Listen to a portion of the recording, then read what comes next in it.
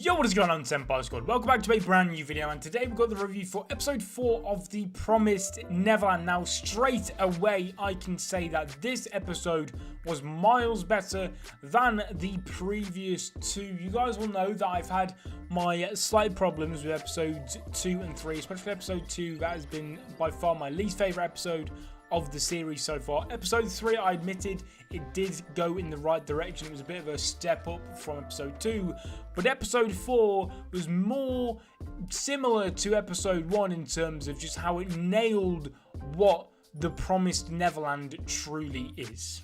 Now, this episode had much better pacing. It still skipped some stuff, but I feel as though the stuff that was skipped in this episode was okay.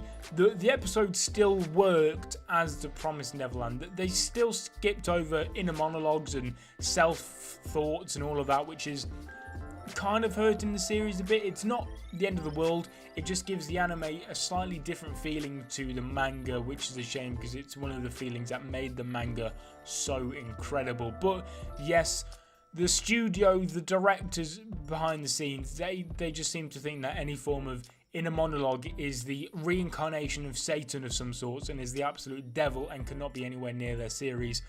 For whatever reason, I honestly have no idea. It's a shame, like I said, because it does kind of take away one of the things that made the Promised Neverland so great. But within this episode, it still worked. There was the mind games, the eeriness, the slight sense of terror around every corner that makes the Promised Neverland so amazing, and what made episode 1 so great, and also episode 3. Pretty much all the episodes have had something along those lines. The soundtrack again was absolutely phenomenal. But one of the first things I want to talk about is Mom and Crone, because yet again this episode they were fantastic. So, Mum is continuing to be very suspicious, very confusing almost to the watcher, because she's just so eerie. We're just not sure what's going on inside her head, and she's just a big mystery so far.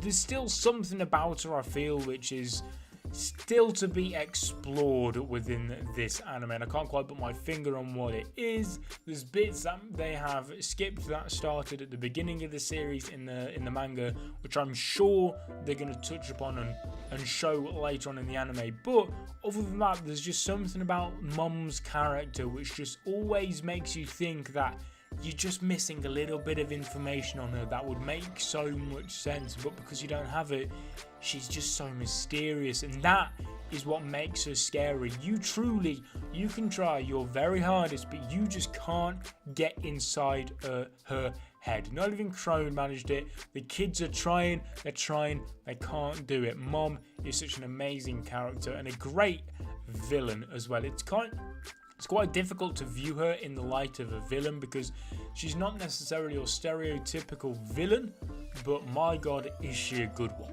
And then talking of Crone, Crone's character around the kids is absolutely phenomenal. I love Crone's character. She can be a little bit odd when she's by herself with that whole doll teddy scenes there. They're a bit weird. They're good, but they're weird.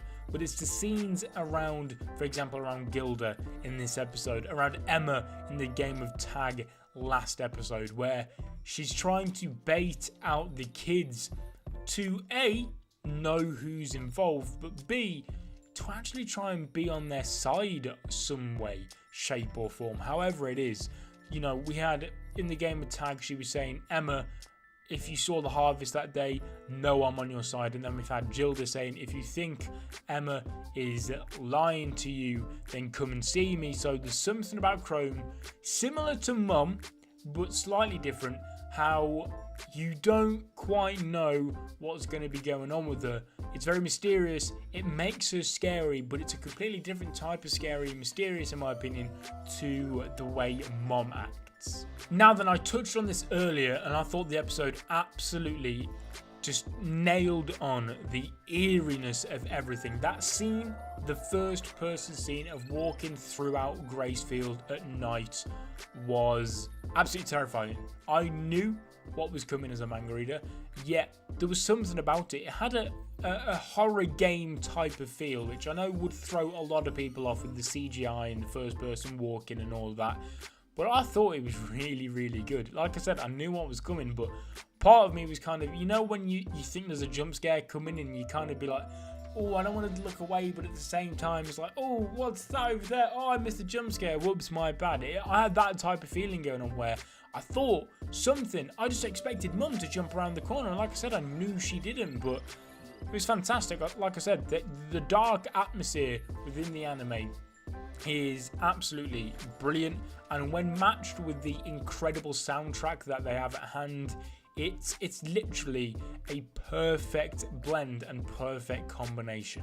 But going on to the main thing, this was this in the manga shocked me, and I will not lie, the anime did it so much justice. It was fantastic. The reveal of Ray and Norman was phenomenal. I remember reading that for the first time, flipping the page and being just in awe of how it blew my mind, and how Norman had set up a trap for Don and set up a trap for Gilda, but it was actually all a trap for Ray.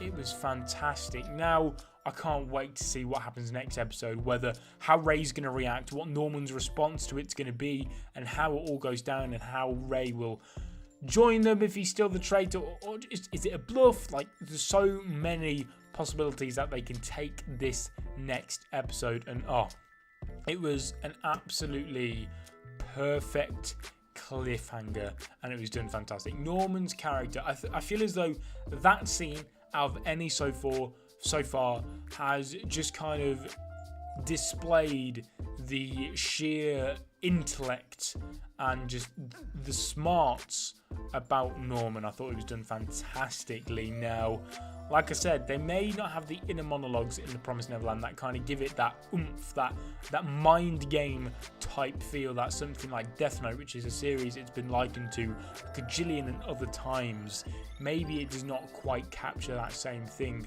But scenes like that is what does. So the more of them, the better. But guys, thank you so much for watching. Leave a like on the video if you enjoyed. Subscribe if you're not already to become a member of the Senpai Squad.